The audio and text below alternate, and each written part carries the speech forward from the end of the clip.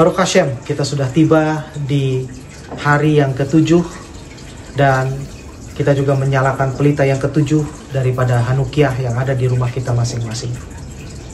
Menjaga pelita ini adalah salah satu tugas yang diberikan oleh Hashem kepada bangsa Yahudi.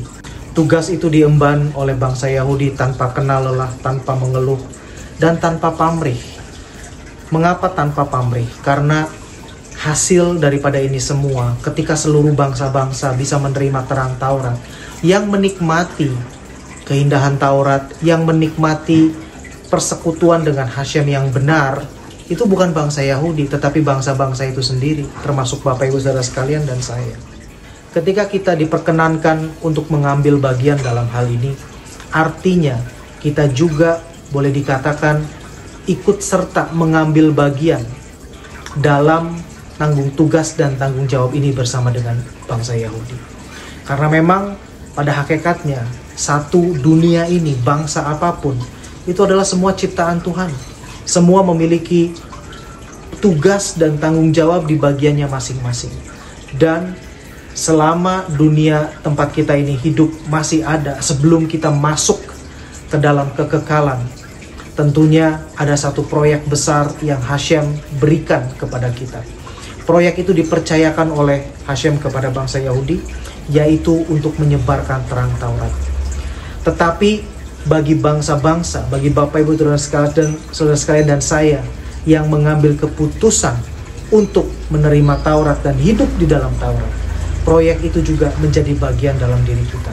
Atau boleh dikatakan kita menyertakan diri ke dalam proyek tersebut bersama-sama. Baruch Hashem, kita sudah sampai di hari ke-7.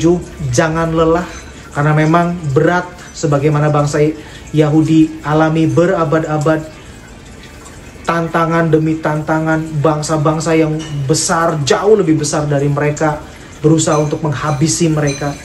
Demikian juga kita. Pasti akan ada tantangan dalam hidup kita masing-masing ketika kita bahkan mencoba untuk tetap menyalakan pelita Taurat itu bagi diri kita sendiri. Tapi ingat, ketika bangsa Israel disertai oleh Hashem selama berabad-abad, Tuhan yang sama, Hashem yang sama, itu yang menyertai kita semua. Tetap kuat sampai selesai tugas kita di dunia ini bersama dengan Hashem dan oleh karena kekuatan Hashem. Koneksi antara perempuan dan Hanukkah. Mari kita ingat perayaan apa yang tidak berhubungan dengan perempuan. Pesta perayaan ini berhubungan erat dengan Miriam. Dia yang menyemangati para perempuan Yahudi untuk menabuh gendang dan menari, bersuka cita ketika mereka keluar dari tanah Mesir.